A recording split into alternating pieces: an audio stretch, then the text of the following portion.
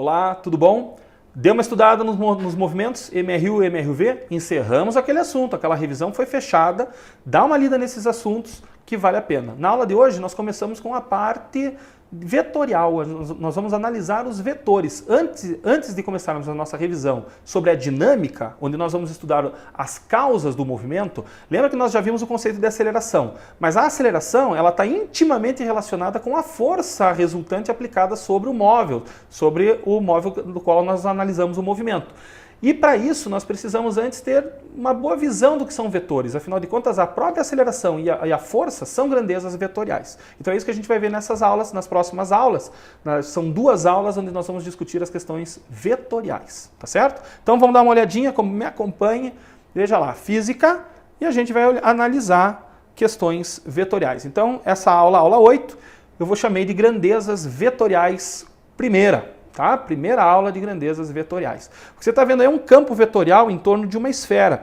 Essa esfera poderia, por exemplo, estar carregada e esse campo, né, representar um campo elétrico em torno dessa esfera. Poderia também indicar, nesse caso, por causa da orientação das setas, não seria o correto, mas poderia representar o campo gravitacional da Terra. Claro que se fosse o campo gravitacional, as setinhas teriam que estar todas no sentido contrário, tá certo? Indicando para dentro, né? Afinal de contas, a força gravitacional é sempre atrativa, diferente da elétrica, que pode ser atrativa ou repulsiva em função das cargas positivas e negativas, certo? Mas o que importa é que nós temos aqui um campo vetorial ilustrando o início dessa aula, certo? Claro que nós não vamos estudar campos vetoriais dessa complexidade, mas é interessante perceber desde já a importância dessas grandezas vetoriais e da análise vetorial, certo?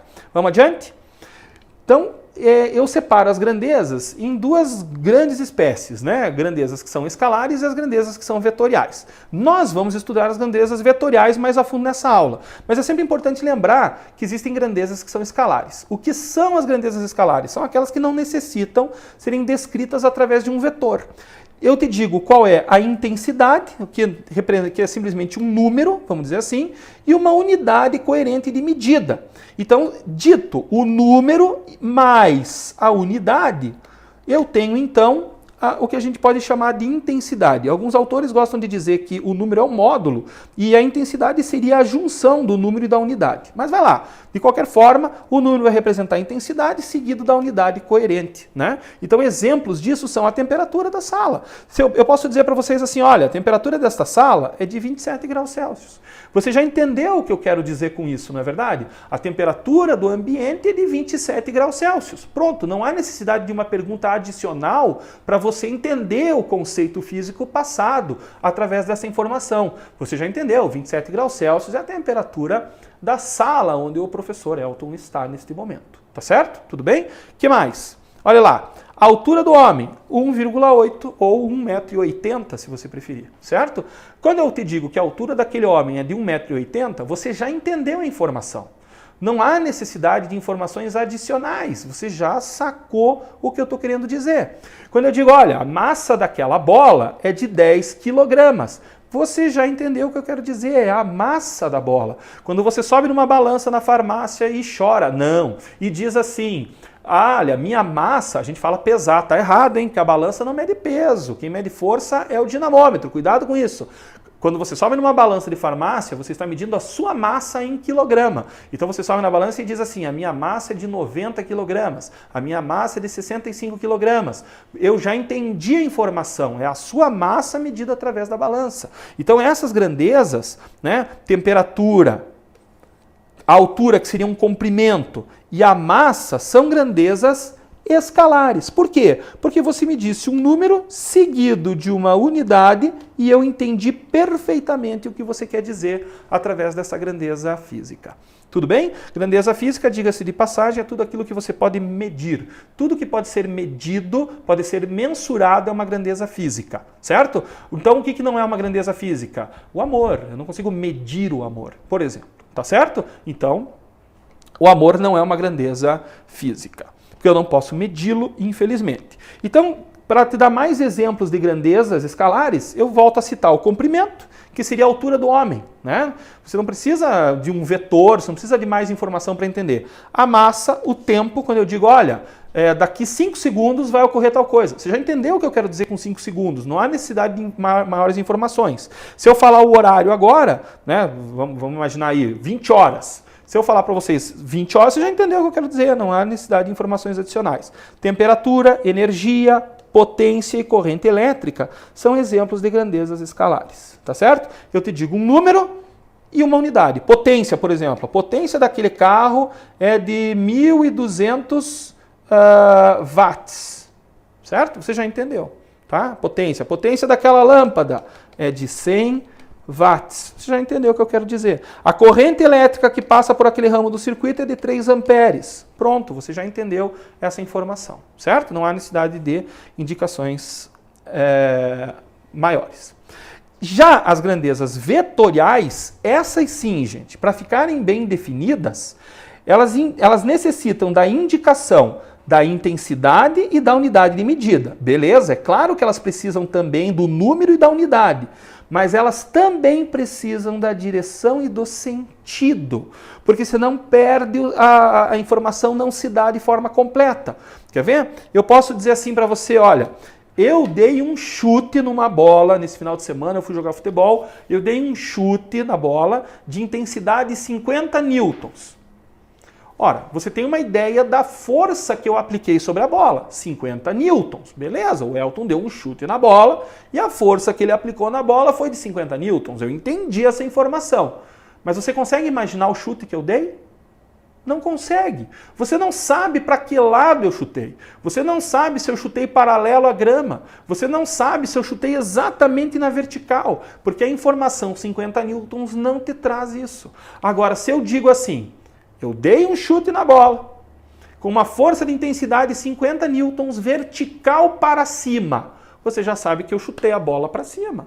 Né? Uma força de 50 newtons, a bola subiu verticalmente. Você conseguiu agora ter uma boa visão da aplicação da força sobre a bola. Então a força, já adianto para vocês, é uma grandeza vetorial, porque se eu digo simplesmente a força que eu apliquei de 50 newtons, essa informação não é suficiente. Eu preciso ainda dizer, olha, além disso, eu chutei vertical para cima. Aí você consegue enxergar, certo? Consegue ter uma ideia, consegue descrever fisicamente, eventualmente matematicamente, o chute que eu dei nessa bola. Tá claro? Entendeu a ideia? Então é isso. Então volta lá. Ó. A força aplicada na bola foi de 50 newtons horizontal para a direita. Eu falei vertical agora há pouco, mas vai lá, horizontal para a direita. A velocidade do foguete, 256 metros por segundo, vertical para cima. Se eu falar para você que a velocidade do foguete é 256 metros por segundo, você fala assim, poxa, esse foguete está indo rápido, mas eu não sei como é que ele está indo. Se eu falo vertical para cima, você já passa a ter uma boa ideia da velocidade desse foguete e do movimento que esse foguete está executando. E eu digo assim, a aceleração da gravidade é 9,8 metros por segundo, vertical para baixo. Afinal de contas, a aceleração também é uma grandeza vetorial. Certo, gente? Então, as grandezas vetoriais, elas necessitam, além da intensidade e da unidade, elas também precisam da orientação, da direção e do sentido. Então, uma grandeza vetorial só fica bem caracterizada através da intensidade e da unidade, né? Daquele número seguido da unidade, da intensidade, da direção e do sentido. Senão eu não consigo entender o que está acontecendo através dessa grandeza. Certo? Tudo bem? Exemplos de grandezas que são vetoriais: o deslocamento, a velocidade, a aceleração, a força, a quantidade de movimento e o impulso. Tá certo? Deslocamento. Quando eu digo para você que o móvel saiu daqui e chegou lá, né, dessa cidade A até a cidade B, eu tenho um vetor de deslocamento que a gente pode representar por ΔS. O mesmo ΔS que a gente viu lá nas aulas de MRU e de MRUV, certo? Só que agora eu estou dando uma conotação vetorial para esse deslocamento. A gente pode até chamar de deslocamento vetorial. Depende da posição de saída e da posição de chegada, do S e do S0. Certo? Então liga um vetor. Lembra que dependia de S e de S0 e não por onde ele passou? Dependia só da posição de saída e da posição de chegada? Justamente porque eu tenho um vetor ligando esses dois pontos. Certo? Tudo bem?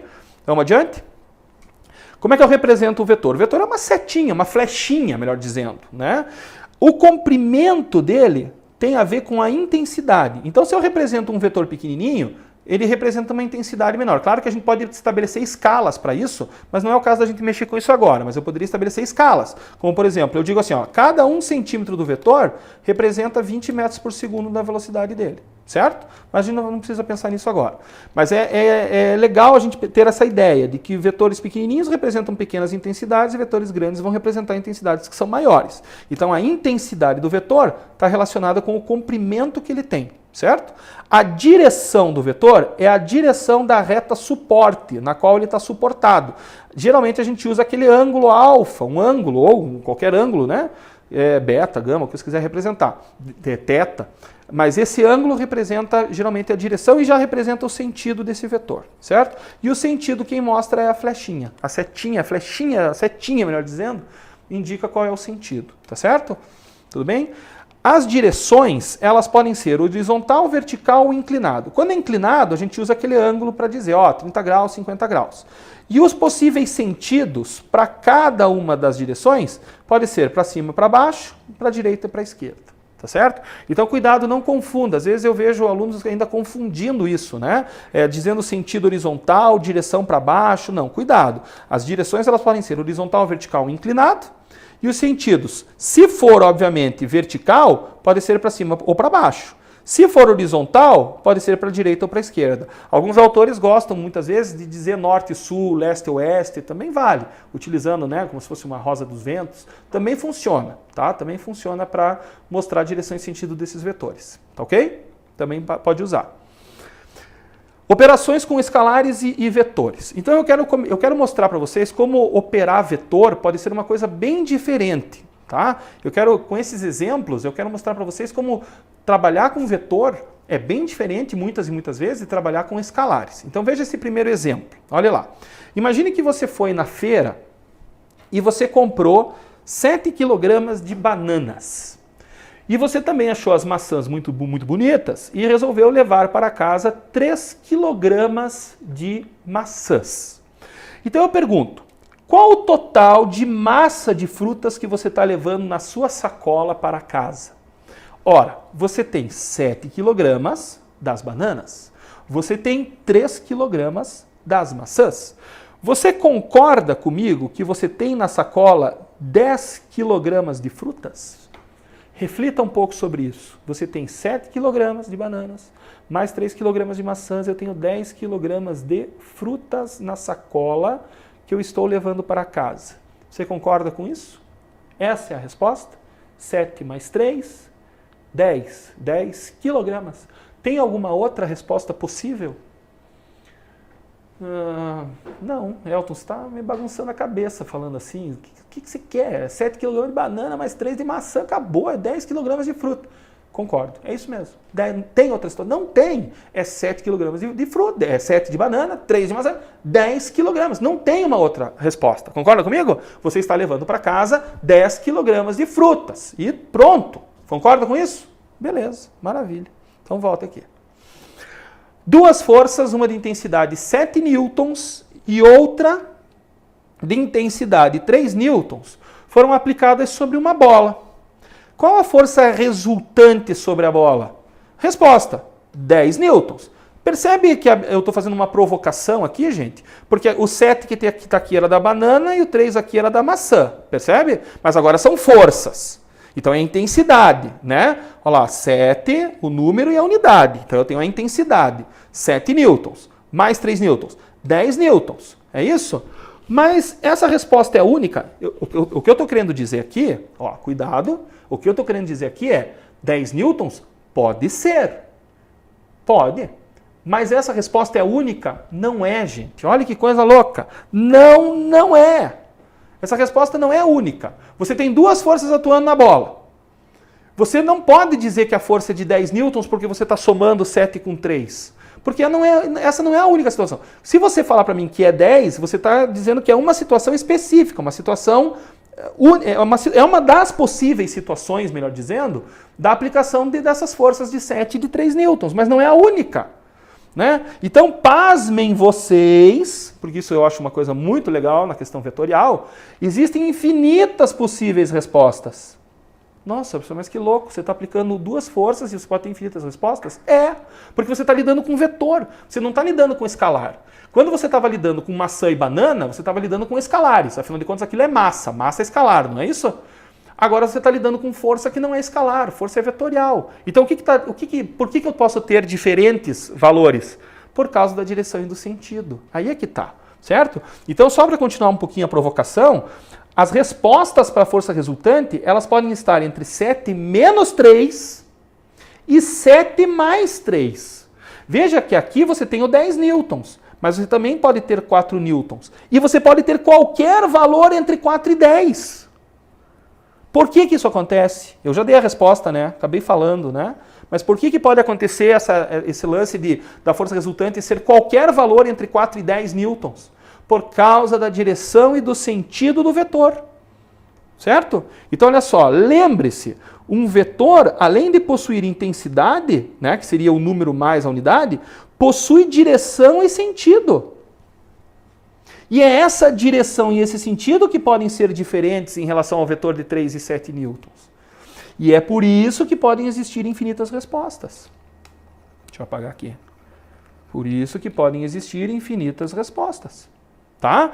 Então a máxima intensidade, estou falando da força resultante, tá, gente? O que é a força resultante? É a força que indica qual é a ação das duas forças juntas. Tá? A força resultante ela é matemática, ela não está atuando de verdade, mas é o resultado matemático da ação dessas duas forças em conjunto. Como essas forças podem apresentar direções e sentidos diferentes quando aplicadas sobre a bola, eu posso ter forças resultantes diferentes. Tá certo? É isso que a gente está discutindo aqui. Diferentes entre um valor máximo e um valor mínimo. É isso que a gente está discutindo. Então volta para cá.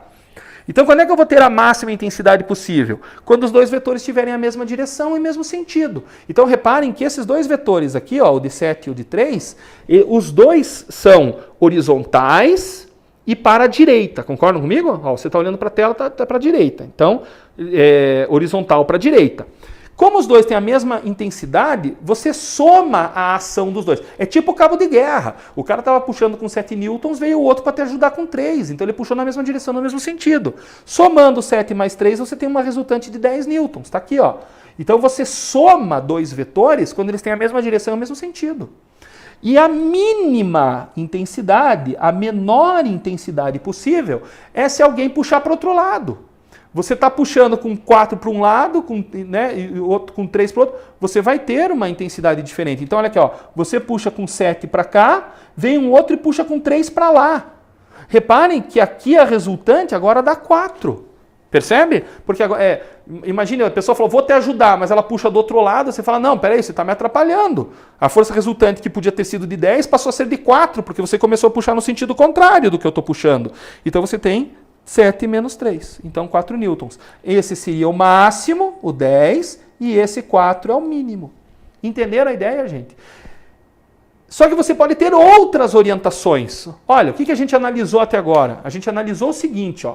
Os dois vetores assim, você somou. Os dois vetores assim, até sair assim, né? Você subtraiu. Mas eu posso ter diferentes. Imagina que o de 7 eu fixei aqui, ó. Mas o de 3 pode ter infinitas posições, percebe? E para cada posição que eu tenho do vetor de 3 newtons, eu tenho uma força resultante diferente.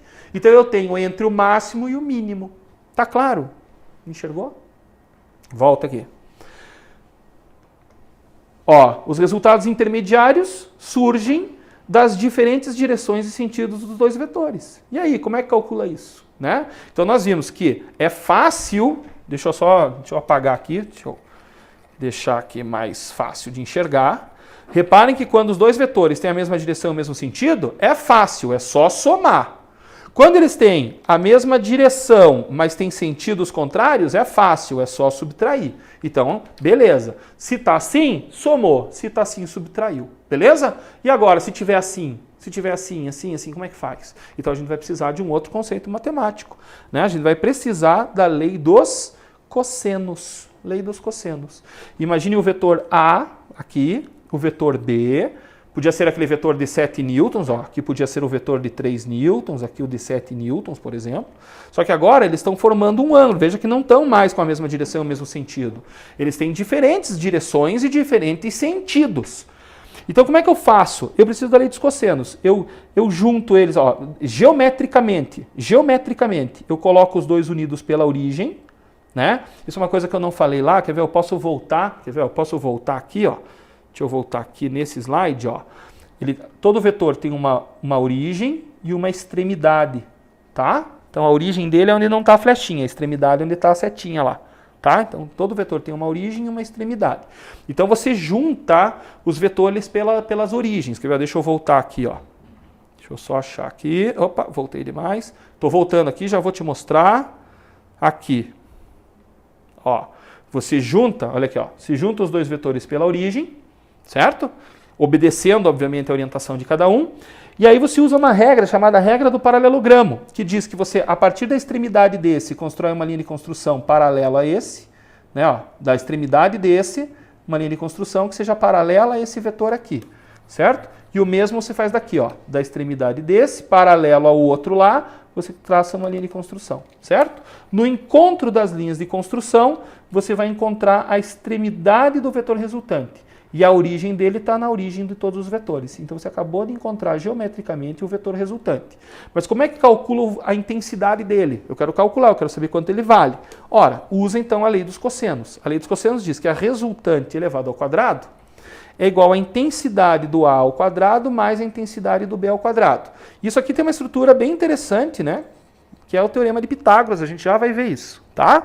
Aí você tem uma informação adicional, porque o ângulo não é de 90 graus. Então você tem mais 2 vezes o A vezes o B, vezes o cosseno do ângulo θ, que é o ângulo entre os dois vetores. Ó. Esse ângulo aqui é o ângulo θ, que é o ângulo entre os dois vetores. Certo? Então essa é a lei dos cossenos. A resultante vai ter uma intensidade elevada ao quadrado, que é igual a ao quadrado mais b ao quadrado, mais 2 vezes o a vezes o b, vezes o cosseno do θ, e esse θ é o ângulo entre esses vetores. Θ, alfa, tanto faz. Mais uma letra grega que denote um ângulo. Tudo bem, gente? A gente já vai fazer um exercício sobre isso. Se os vetores forem perpendiculares, o que é ser perpendicular? Formar 90 graus. Então, olha aqui o vetor A e o vetor B, eles estão formando aqui um ângulo θ de 90 graus. Repare ali na figurinha, ó, 90 graus.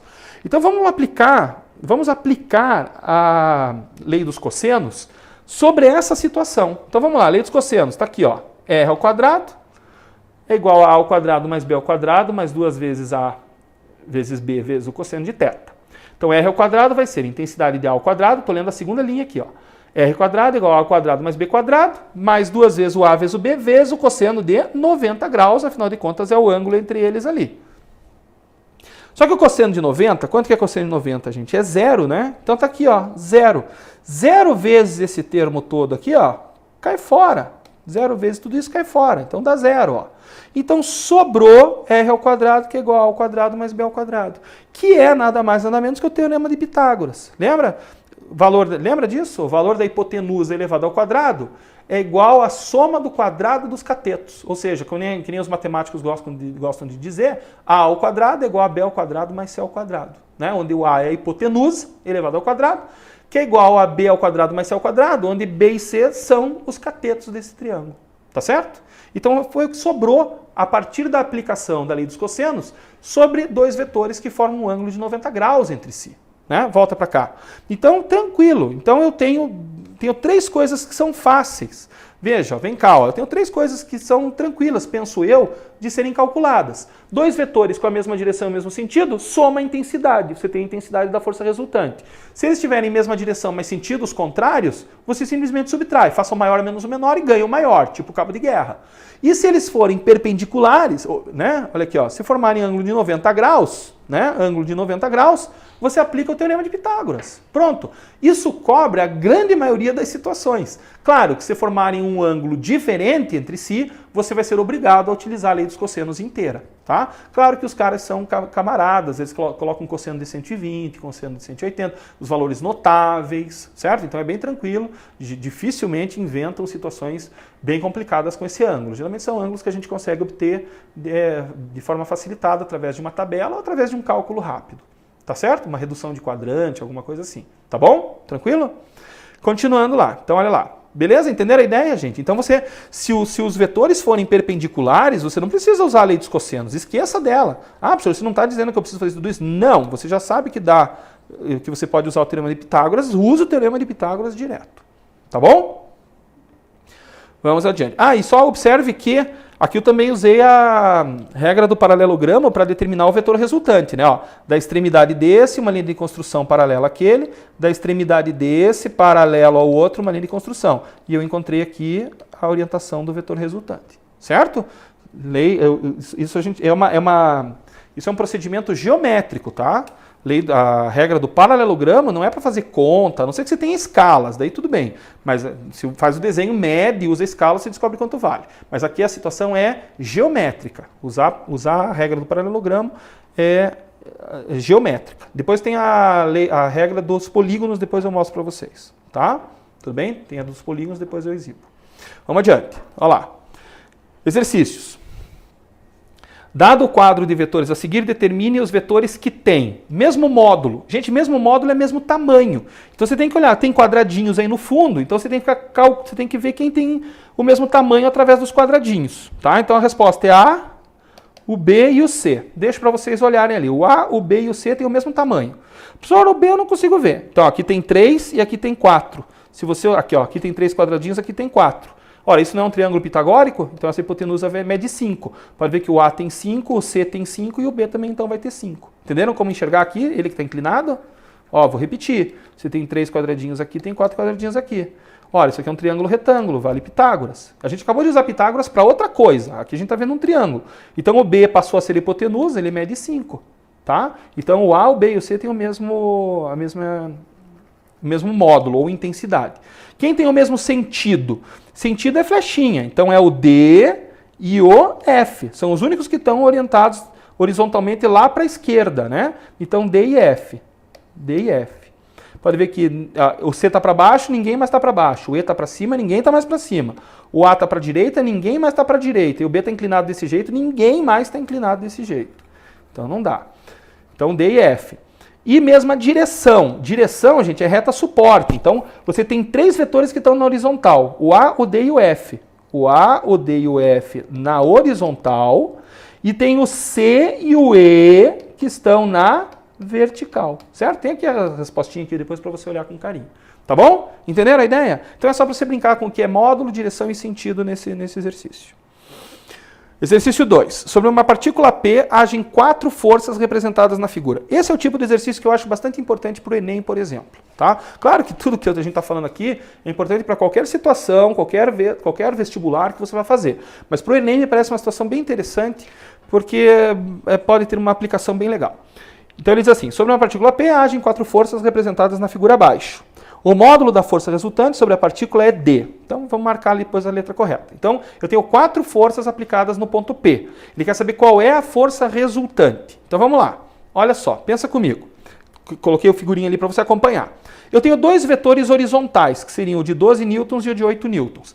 Estilo cabo de guerra, gente. Alguém puxa com 12 newtons horizontal para a direita e alguém puxa com 8 newtons horizontal para a esquerda. Certo? Quem ganha? Ora, ganha o de 12 newtons. Mas com que força que ele consegue puxar para cá? Professor, 8 dos 12 que ele faz, ele usa para empatar. Sobra 4 para ele ganhar. Isso, legal esse raciocínio. Então, você faz subtração, não é isso? Vetores com a mesma direção, olha aqui, ó, vetores com a mesma direção, mas sentidos contrários, subtrai, não é isso? Faça o maior menos o menor e o maior ganha na direção e no sentido também. Então, veja lá, 12 menos o 8, 4 newtons. Aliás, esses 4 newtons vão ser horizontal, né, direção horizontal para a direita, certo? Então está aqui representado ele ali, ó, 4 newtons na figurinha do lado. Horizontal para a direita. Ganha quem fez mais força. Só que eu não tenho só essas forças horizontais, eu também tenho forças que são forças verticais. Então eu tenho 6 newtons puxando para cima e 3 newtons puxando para baixo. Quem ganha? Professor, ganha quem está puxando para cima? Sim, com que intensidade? Professor, 3 para empatar e 3 para ganhar, por isso que ele está fazendo 6. Isso, então faz o maior 6 menos o 3, você tem 3 newtons e ganha vertical para cima. Então está aqui os 3 newtons que você enxergou dessa resultante, tá ok? Então o que a gente fez até agora? A gente calculou a resultante horizontal e a resultante vertical, certo? Reduzimos todas as forças horizontais que nós tínhamos para uma só, que seria a resultante horizontal, e pegamos todas as forças verticais que tínhamos e reduzimos para uma só e chamamos ela de resultante vertical, certo? E representamos isso na figura, dá uma olhada lá, representamos isso nessa figurinha aqui, tá ok? Então é isso que a gente fez até agora. Só que ele quer saber a resultante, e eu tenho dois vetores agora. Só que você concorda que pela estrutura da figura eu tenho 90 graus aqui e tenho 90 graus aqui? Então são dois vetores que são perpendiculares. Como é que eu calculo a força resultante entre eles? Deixa eu ver. Pitágoras. Muito bem. Então usa o teorema de Pitágoras. Força resultante ao quadrado é igual à intensidade de um vetor, 3 ao quadrado, mais o 4 ao quadrado. Certo? Então apliquei o teorema de Pitágoras. 3 ao quadrado, 9. 4 ao quadrado, 16. Já soma os dois, vai dar 25. Como aqui está elevado ao quadrado, tira a raiz. Força resultante é a raiz de 25, que é 5. Então, essa é a força resultante. Certo? Então, a força resultante que puxa, que aplica uma força que pudesse ser substituída por uma força única, é uma força de 5 newtons. Agora tá. 5 newtons é a direção e o sentido. Ou melhor, 5 newtons é a intensidade, é o número e a unidade. Está faltando direção e sentido. Ele não pede para fazermos isso no exercício. Mas se fosse para indicar direção e sentido, como é que nós faríamos? Geometricamente. Volta lá para a figura. Geometricamente, da extremidade desse, claro que não vai ficar bom, né, gente, que eu estou sem régua, mas o que vale é a ideia. Da extremidade desse vetor, paralelo ao outro, eu traço uma linha de construção. Tá ok? Deixa eu melhorar essa linha de construção, que eu acho que eu consigo fazer melhor. Ó, traço uma linha de construção. Tá ok? Da extremidade desse vetor paralelo ao outro, uma linha de construção. Onde é que está o vetor resultante? Origem na origem e extremidade no encontro das linhas de construção. Essa é a força resultante que nós calculamos de intensidade 5 newtons. Tá ok, gente? Tranquilo? Então volta aqui. Essas são as grandezas vetoriais e as suas operações. Tá certo? Acho muito importante você lembrar da ideia de que vetores com a mesma direção e o mesmo sentido soma, mesma direção, mas sentidos contrários subtrai, vetores perpendiculares você usa Pitágoras. Se eles tiverem uma outra inclinação, você usa a lei dos cossenos, a famigerada lei dos cossenos, é uma equação grandinha, mas que se você treinar, eu tenho certeza que você vai se dar bem. Tá ok? Valeu, até a próxima aula, fé nos estudos, leia bastante, física não é uma disciplina semelhante à matemática. Física é conceitual, há necessidade da leitura sobre os conceitos, sobre as leis, para você se dar bem. Tá ok? Até a próxima aula, gente. Um abraço.